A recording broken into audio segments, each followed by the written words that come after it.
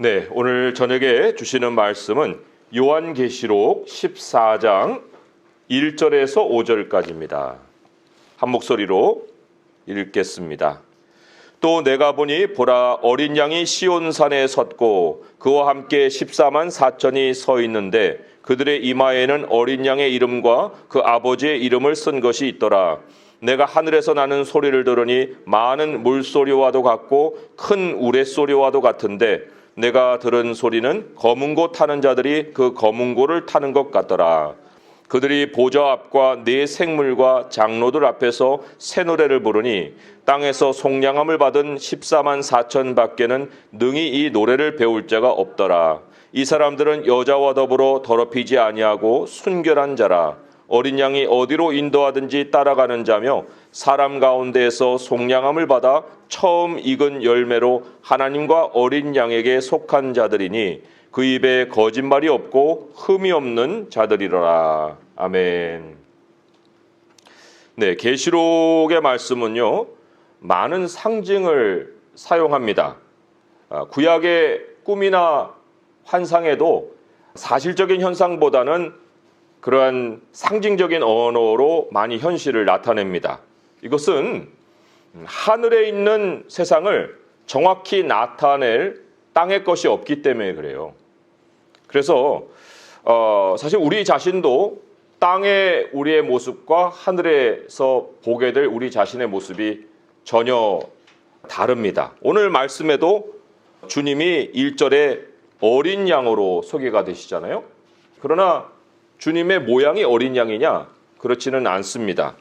형태로는 우리가 정확하게 표현을 못하기 때문에 주님이 가지고 계신 속성을 이런 상징을 통해서 우리에게 비춰주는 거예요.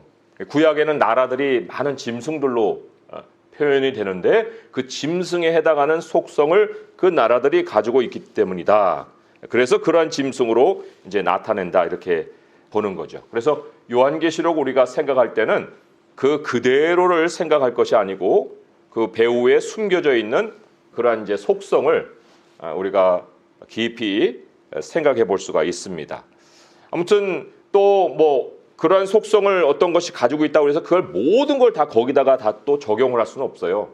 사자도 그것이 하나님께 적용될 때는 아주 용맹스럽고 또 큰 소리를 내는 이러한 사자로 상징이 되지만 그것이 또 마귀에게 적용이 될 때는 삼키는 아주 그 포악한 사자로 이 마귀가 나타나기도 합니다. 아무튼 이 계시록은 이제 성경 전체의 그런 이해가 없으면 일관되게 그런 해석을 할 수 없는 책이기도 합니다. 그래서 이 계시록을 이제 내년에 우리가 기회를 봐서 이제 첫 장부터 쭉 우리가 살펴볼 것입니다. 자, 오늘 본문에는요, 특별히 뭐 많은 설명을 할 수 있는 본문이긴 한데 우리가 그 가운데 좀 특별한 것을 우리가 집어서 의미를 좀 새겨보려고 해요. 이 오늘 본문의 현장이 어딘가? 그것은 땅의 역사가 이제 과거가 돼버린 미래의 하늘을 보여주고 있다. 1절에 나오는 시온산이라고 표기가 되어 있는데 이 시온산이 요한계시록 21장에 나오는 새 예루살렘을 얘기하는 겁니다. 여기 나오는 시온산. 그러니까 요한계시록이 시대순으로 쭉 기록이 된 것이 아니고요. 중간중간에 또한 메시지를 통해서 마지막 모습을 또 보여주기도 하는 그러한 그 여러 가지 구조적인 것이 있습니다. 자, 미래의 하늘을 보여주고 있습니다. 자, 3절에 보게 되면 여기 등장하는 14만 4천의 사람이 나오는데 그 사람들이 땅에서 속량함을 받은 사람들이에요. 땅에서. 이미 땅의 삶이 끝나버린, 완성된, 그래서 땅에서 모두 하늘로 옮겨진 하나님이 택하신 자의 구원이 완성된 현실을 지금 여기서 보여주고 있습니다. 참 이런 말씀을 우리가 받으면서 이야, 정말 하나님이 위대하시구나. 왜냐하면 지금 우리는 아직 이 장소로 안 가 있잖아요. 그런데 미래에 완성된 현실을 우리에게 지금 보여주고 계신다는 거예요. 이게 하나님이 보여주시는 능력입니다. 인류의 마스터 플랜을 다 보여주시고는 그 하나님의 그 전능하심이라고 할 수 있죠. 우리의 현재는 이 미래로 이제 연결되어 갈 거예요. 그리고 이미 완성된 미래가 우리를 기다리고 있습니다. 자, 하나님의 백성이 이러한 미래에 지금 14만 4천으로 다 서 있어요. 숫자가 표기가 된 것은 하나님이 택하신 정확한 수가 구원을 얻는다는 것을 여기서 메시지로 전해주고 있기 때문에 땅에서 실패하는 하나님의 택한 자라는 것은 없습니다. 여기 땅에서 우리는 무너지지 않아요. 무너지지 않기 때문에 하나님의 백성이 살아가는 모습도 세상과 다릅니다. 하나 예를 들면 로마서 12장 12절 13절에 이런 말씀이 소개가 되어 나와요. 전혀 다른 태도예요. 소망 중에 즐거워하며 환난 중에 참으며 기도에 항상 힘쓰며 성도들의 쓸 것을 공급하며 손 대접하기를 힘써라. 이제 이런 명령을 내리고 있고 또 그 명령을 받아서 실천할 수가 있습니다. 아니 어떻게 이 고난이 있는 상황에 소망을 가지고 올 수 있느냐. 그 소망이 어디서 오는가? 바로 이 미래를 알기 때문에 이 미래의 그림에서 소망을 우리가 가지고 즐거워할 수가 있는 겁니다. 바라볼 것이 있으니까 기도를 할 수 있잖아요. 또 여기서 어떻게 우리가 우리 주머니에 있는 것을 다른 사람에게 주겠어요? 내 쓸 것도 부족하다 생각하기가 너무 쉬운 세상을 살고 있는데, 그런데 성도들의 쓸 것을 나눠주고 또 손대접하기를 힘쓰고 이런 모든 것이 바로 하나님의 나라의 마지막 우리들이 가야 할 그 하늘의 현실을 알고 있기 때문에 나오는 태도라는 겁니다. 만약에 하늘 현실을 하나님 알려주셨고 나도 그걸 알고 있는데 아무런 변화가 없는 그 사람이어도 그 사람은 천국 백성으로 택해졌으니까 구원받는 거야. 그럴까요? 하늘을 알고 있으면서도 아무 변화가 없다는 그 사실 자체가 그 사람이 하나님의 백성이 아니라는 것을 우리에게 보여주는 겁니다. 앞으로야 어떻게 변화될지는 모르겠지만 그 모습 그 하나만 갖고는 그 사람이 하나님의 택한 백성이라고 우리가 자신할 수가 없는 겁니다.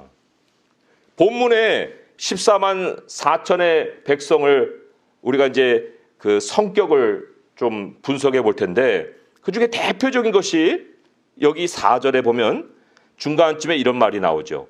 어린 양이 어디로 인도하든지 따라가는 자다 그랬어요. 14만 4천이 공통으로 다 어린 양이 어디로 인도하든지 따라간다. 따라간다는 것은 변화해 간다는 거예요. 이동해 간다는 겁니다. 우리 하나님이 땅에서 하늘로 우리를 이끌어 가시잖아요. 그러니까 하늘나라를 알고 있는 사람들은 그 하늘나라의 소망을 가지고 살아갈 때 변화된 모습을 보일 수밖에 없다는 거예요. 자기 자리를 고집하지 않는다. 어떻게 하나님의 나라를 알고서도 아무 변화를 겪지 않고 살아갈 수 있는가? 오히려 그런 모습에 대해서는 성경이 경고를 하고 있습니다. 히브리서 6장에 보면 여기 하늘의 현실에 대해서 여러 차례 언급이 되어 나옵니다. 히브리서 6장 4절에서 8절까지 말씀을 제가 읽어드릴게요. 한 번 빛을 받고 이 빛도 하늘에서 비춰주는 빛이에요. 하늘의 은사를 맛보고 여기도 하늘이 나오죠. 성령에 참여한 바 되고 하나님의 선한 말씀과 내세의 능력을 맛보고도 내세도 하늘이지요. 이 땅이 아니잖아요. 그런데 그렇게 다 했는데도 타락한 자들, 뒤로 물러간 자들이죠. 제자리에 있어도 모자랄 판에 뒤로 물러간 타락한 자들은 다시 새롭게 하여 회개하게 할 수 없나니 이는 그들이 하나님의 아들을 다시 십자가에 못 박아 드러내놓고 욕되게 함이라. 땅이 그 위에 자주 내리는 비를 흡수하여 밭가는 자들이 쓰기에 합당한 채소를 내면 하나님께 복을 받고 만일 가시와 엉겅퀴를 내면 버림을 당하고 저주함에 가까워 그 마지막은 불사름이 되리라. 이 불사름은 무서운 거죠. 지옥불의 형벌을 당할 것이다. 그러니까 하나님의 나라, 하나님이 알려주신 그 하늘을 알고도 지옥에 갈 자들이 있다는 게 이 히브리서의 경고의 말씀이에요. 이 14만 4천 명에게는 오늘 보니까 공통의 노래가 있다고 그랬습니다. 3절 마지막에 능히 이 14만 4천 밖에는 이 노래를 배울 자가 없다. 무슨 노래를 그러면 부르는 것인가? 그 부르는 노래의 그 내용은 다른 게 아니고요. 속량함을 받은 노래예요. 내가 세상에 속해 있다가 하나님이 예수 그리스도의 피로 값을 주고 사서 우리를 옮기신 그 현실을 노래하는 사람은 14만 4천밖에 없다는 겁니다.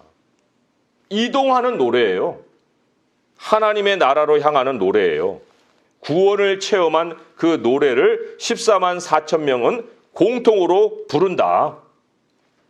오늘날로 얘기하면은 찬송이 있는 성도들이다. 이렇게 요약을 해볼 수가 있습니다. 자, 그러면 이제 조금은 더 이 14만 4천 명의 좀 특징을 우리가 볼 필요가 있습니다. 이 중에 세 가지가 있는데요. 그 중에 첫 번째가 가장 중요한 거예요. 그래서 그 분량적으로 가장 많은 설명이 필요한 겁니다. 그리고 두 번째, 세 번째는 그 첫 번째 다 속해 있다고 해도 되는데 아무튼 조금 특징적이 있기 때문에 두 번째, 세 번째로 꺼집어낸 것이지 그 하나에 다 수렴이 될 수가 있는 것인데 그 가장 중요한 특징을 여기서 뭐라고 했냐면 4절에 순결 이렇게 얘기했습니다. 순결. 이 사람들은 여자와 더불어 더럽히지 아니하고 순결한 자라 그랬습니다. 여기 여자는 이 성으로 남자가 아닌 여자를 얘기하는 게 아닙니다. 계시록에 상징이 나온다고 그랬죠? 17장으로 가보시면 17장 5절에 보면 음녀가 나옵니다. 그 음녀가 누구냐면 큰 바벨론으로 나와요. 그의 이마에 이름이 기록되었으니 비밀이라 큰 바벨론이라 땅의 음녀들과 가증한 것들의 엄이라 하였더라. 17장 5절이죠. 그런데 17장 마지막 절 18절로 가보게 되면 또 내가 본 그 여자는 땅의 왕들을 다스리는 큰 성이라 하더라. 이게 바벨론을 의미하는 거예요. 바벨론. 바벨론이 뭐냐면요. 세상 문화, 땅의 문화, 그거를 이제 우리에게 보여주는 대표적인 상징입니다. 그런데 하나님의 백성은 이 땅의 문화와 더불어 섞이지 않는다. 더럽히지 않는다.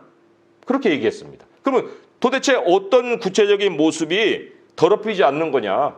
라고 할 때 아까 언급했던 바 4절에 이동해 가는 모습이라는 거예요. 어린 양이 어디로 인도하든지 따라가는 자들이다. 따라가는 자들이다. 자, 바벨이 우리가 어디에 나오는지 아시죠?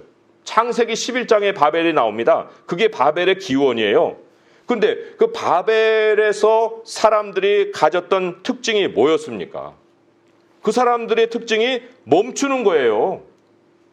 이동하다가 온 땅의 언어가 하나여 말이 하나였더라. 이에 그들이 동방으로 옮기다가 신할 평지를 만나 거기 거류하며, 거류했다는 게 멈췄다는 거거든요.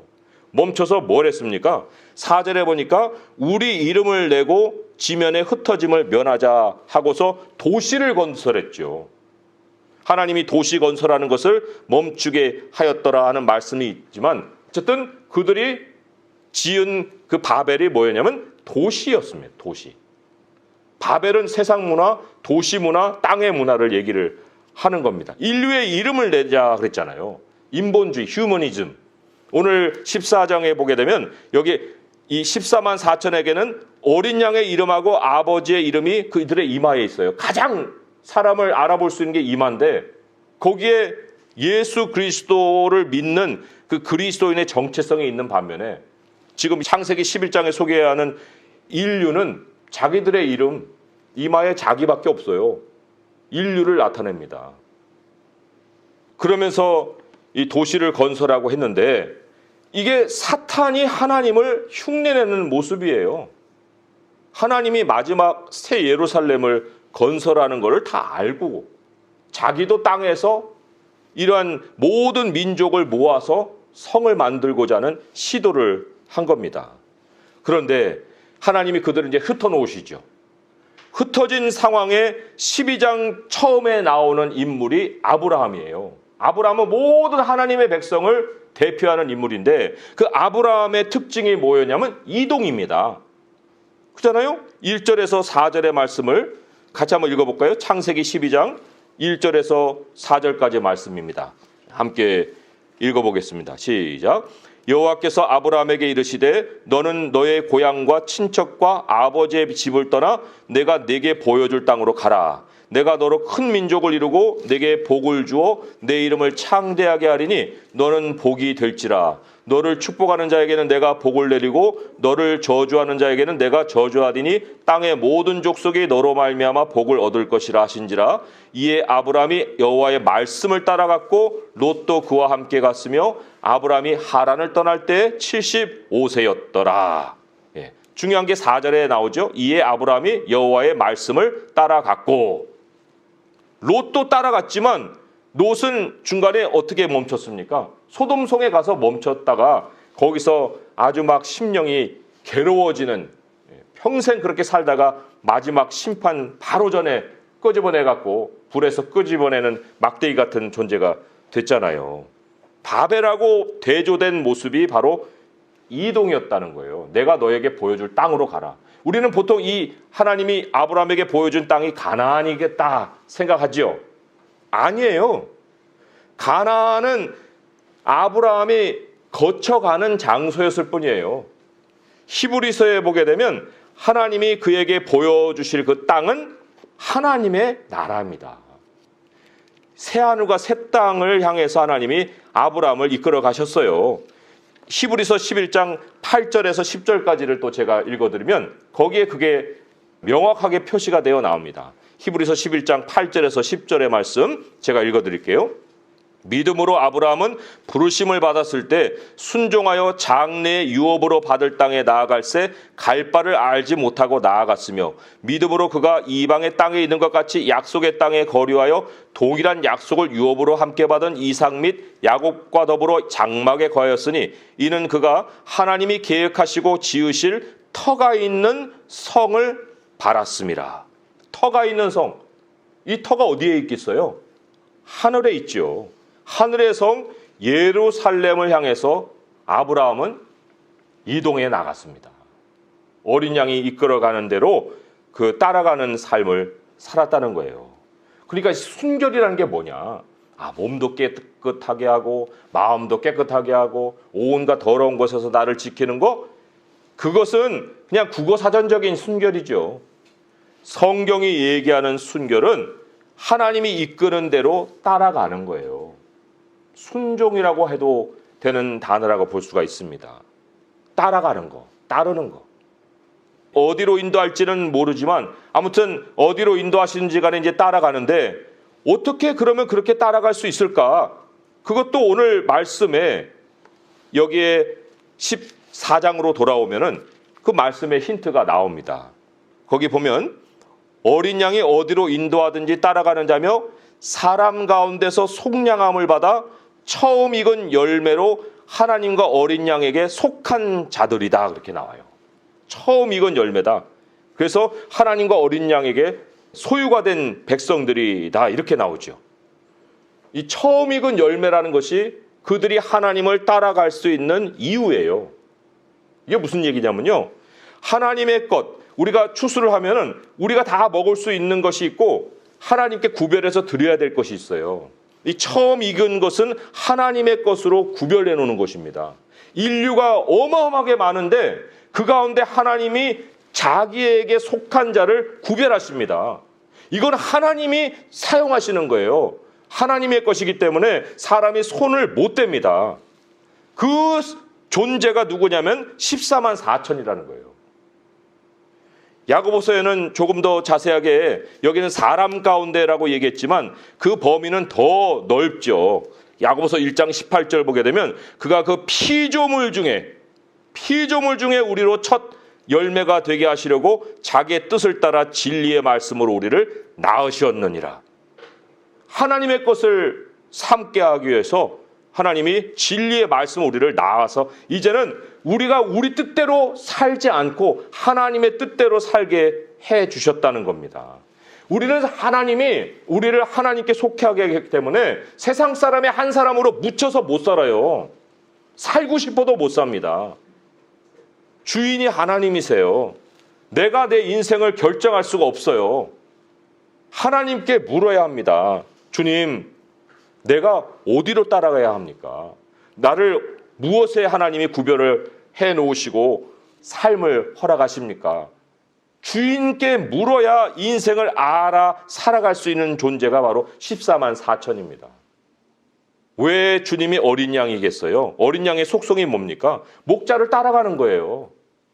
어린 양의 속성이 그리스도이고 우리는 그리스도 안에 속해 있는 자들인데 어떻게 우리가 순념서같이 들이받아가면서 반대 방향으로 갈 수가 있습니까? 어린 양의 길을 따라가는 게 순결이에요.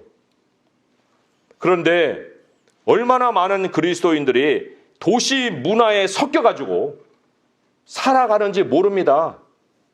뭐 애들은 애들이니까 그런다 쳐요. 그런데 이제 조금 뭔가 알아야 될 그런 나이가 됐고, 그리고 이제 하나님이 좀 철도 들게 하시고, 그리고 가정도 꾸리게 하셨는데, 그 가정을 꾸리고 난 그 모습을 보니까, 아니 꾸리기 전에부터 얼마나 세상적인 문화에 젖어가지고 결혼도 하고 애도 낳고 가정도 세우고 그런지 몰라요. 자기 배우자를 선택하는 일에서 하나님께 뜻을 묻는 것보다는 야, 그 사람이 재산이 있나? 아, 그 집안은 좀 뭐 멀쩡해? 내가 거기 가서 고생하는 거 아니야? 그런 게 머릿속에 그냥 꽉 차 있는 거예요. 애를 낳으면 애를 신앙으로 키워야죠. 하나님을 먼저 심어줘야지. 겉은 멀쩡하게 살이 포동포동 찌는데 그 영혼은 굶어 죽어요. 기근에 걸려갖고 뼈만 남는 애의 모습이 그 영혼의 모습이라고 보면 되는 거예요. 그 부모가 안 먹이는 거예요. 애를 죽이는 거예요, 이렇게. 그렇게 길러놓고, 그리고는 훌륭한 인물이 되기를 바라고. 부부들 재산 관리하는 거 보세요. 다 자기 주머니 차고. 왜 뭐 서로가 못 믿어요? 아니, 그래가지고 연합한 한 몸이에요? 직장 선택하는 것도 하나님의 부르심으로 내가 정말 소명을 받아서, 우리 주인이 하나님이시니까 그래야 되는데, 뭐 연봉을 조금만 한 100만 원만 더 준다고 하면 옮겨가 버리고 도대체 그것이 하나님이 이끄시는 대로 따라가는 어린 양을 따라가는 14만 4천의 모습이냐, 그런 얘기입니다. 그러니까 거기에 하나님이 연단이 있고 징계가 있는 거예요. 우리가 도시에 태어났으나 그러나 이 도시에 속한 자들이 아니기 때문에, 그렇다고 해서 아브라함과 같이 그러한 모습을 가지고 살면은 돈 없는 가난뱅이로 세상을 사느냐? 그렇지 않잖아요. 아브라함도 이삭도 야곱도 다 거부가 되었다고 얘기하지 않습니까? 왜 하나님의 방식에 대해서는 우리가 의심을 하고 내가 익숙해 있는 그 모습을 가지고 살고 있느냐? 이 순결의 모양, 이 순결의 문제, 이거 너무나도 중요한 거예요. 이 순결이 우리의 생명입니다. 이게 인생 마지막에만 필요한 모습이 아니에요. 젊어서, 어려서, 아주 정말 나이가 어릴 때부터 이 모습을 가질 때 하나님이 그 아이를 축복하시는 거예요. 그 도시 문화에 섞여서 순결을 모르고 사는 사람들의 두 번째 특징. 그러나 14만 4천에 속한 사람들은 전혀 그 모습을 안 가지고 있는 그 두 번째 특징이 뭐냐면 5절에 나오는 그 입에 거짓말이 없다는 겁니다. 그 입에 거짓말이 없다. 정말 지금 한국 정부나 지금 정치를 보면요, 거짓말의 끝판왕이에요. 저는 이런 시대를 제가 본 적이 없어요. 이렇게 뻔뻔스럽고 그냥 법정에 가서 판사가 유죄다라고 얘기하기 전까지는 자기는 무죄예요. 아무 잘못 없어요. 숨길 수 있는 그 한계도 있는 거 아니에요, 사람이. 그런데 남들은 다 보고 있는데 자기는 아닌 거예요.